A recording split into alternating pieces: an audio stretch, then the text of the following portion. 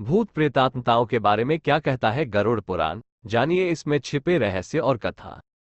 जब किसी व्यक्ति की मृत्यु हो जाती है तो मृतक की आत्मा की शांति के लिए पिंडदान और श्राद्ध किया जाता है।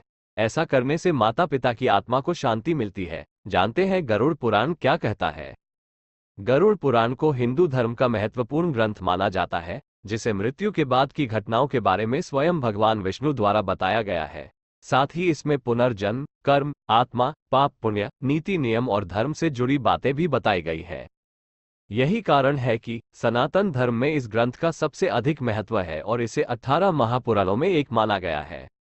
गरुड़ पुराण के अनुसार मृत्यु के बाद आत्मा किसी न किसी योनि में प्रवेश करती है। इसमें 84 लाख योनियों का उल्लेख मिलता है, जिसमें पशु योनि, पक्षी योनि, वृक्ष योनि, कीड़े मकोड़े की योनि और मनुष्य योनि आदि है। लेकिन आत्मा का प्रवेश किस योनि में होगा यह उसके द्वारा किए कर्मों पर निर्भर करता है। गरुड़ पुराण में प्रेत योनि का भी जिक्र मिलता है। जानते हैं क्या है प्रेत योनि और कैसी आत्माओं का होता है इस योनि में प्रवेश। गरुड़ पुराण का सनातन धर्म में बहुत महत्व है। इस पुराण में जन्म से लेकर मृत्यु तक सब कुछ वर्णित है। गरुड़ पुराण में भगवान विष्णु और पक्षीराज गरुड़ के बीच संवाद के बारे में बताया गया है। ये ग्रंथ पाप पुण्य, नियम कायदे, आत्मा, पुनर्जन्म, मृत्यु एवं जन्म आदि की व्याख्या करता है।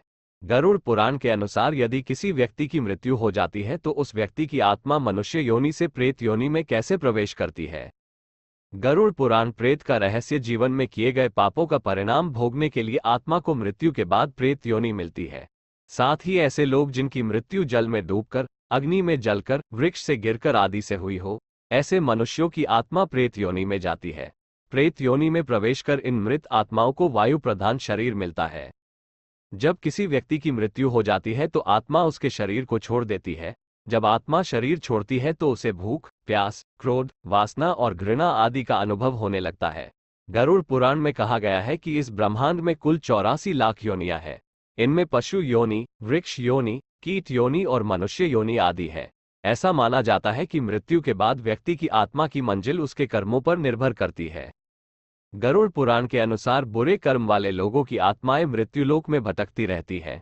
जब किसी व्यक्ति की मृत्यु आत्महत्या, हत्या या किसी दुर्घटना आदि के कारण होती है तो उस व्यक्ति की आत्मा स्वाभाविक रूप से शरीर नहीं छोड़ती है, तो आत्मा प्रेत योनि में चली जाती है।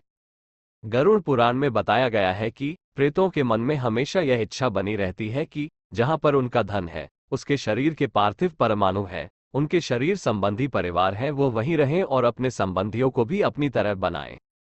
सभी भौतिक पदार्थों का संचयन करने की सामर्थ्य वायु तत्व में रहती है।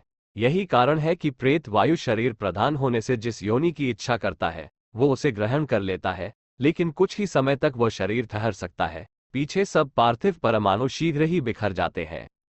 गरुड़ पुराण में ये भी कहा गया है कि मृत्यु के बाद शास्त्रों के अनुसार जिनका अंत्येष्टि संस्कार नहीं किया जाता, उसकी आत्मा भी कुछ दिनों के लिए प्रेत योनि को प्राप्त होती है। जब शास्त्रोक्त विधि से उसका प्रेत संस्कार, दशगत्र विधान, षोडश श्राद्ध, सपिंडन विधान किया जाता है, तब वह प्रेत शरीर से मुक्त हो जाता है। जब किसी व्यक्ति की अचानक या किसी दुर्घटना से मृत्यु हो जाती है तो उसकी आत्मा को शांति नहीं मिलती है। ऐसी अवस्था में आत्मा भूत प्रेतों में भटकती रहती है। साथ ही जब किसी व्यक्ति की आत्मा स्वाभाविक रूप से उसके शरीर को नहीं छोड़ती तो आत्मा भी प्रेत योनि में भटकती रहती है। ज्योतिष शास्त्र के अनुसार कहा जाता है कि जब किसी व्यक्ति की मृत्यु हो जाती है तो मृतक की आत्मा की शांति के लिए पिंडदान और श्राद्ध किया जाता है। ऐसा करने से माता पिता की आत्मा को शांति मिलती है। गरुड़ पुराण की कथा। गरुड़ पुराण में एक कथा है, प्रेत योनि किसी को क्यों मिलती है। प्रेत योनि को भोगना कैसे पड़ता है। प्रेत योनि में आहार क्या होता है। प्रेत योनि से उद्धार कैसे होता है आदि। गरुड़ पुराण में मुख्य रूप से तो आत्मा के परलोक गमन और उसके फल निर्धारण की कथा ही है। किसी की स्मृति में उसके देहांत के बाद गरुड़ पुराण की कथा की परंपरा है। आप धैर्य से इस कथा को पढ़िएगा। गृहस्थों के लिए जानकारी की बातों से भरी पड़ी है कथा। प्रेत योनि के बारे में बहुत कुछ जान जाएंगे। कथा गरुड़ जी के एक प्रश्न से शुरू होती है।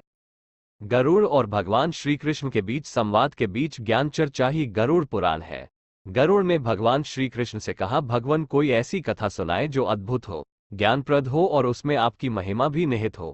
श्री कृष्ण ने कहा, गरुड़ तुम्हारे अनुरोध पर मैं एक कथा सुनाता हूँ। कथा बहुत रोचक और सामान्य धर्म कथाओं से अलग है। इसमें मेरी भी भूमिका है। इससे तुम्हें प्रेत योनि के बारे में बहुत कुछ जानने को मिलेगा। कथा को ध्यान से सुनना और समझना। मनुष्य अगर इसे समझ ले तो वो कभी प्रेत ही ना हो।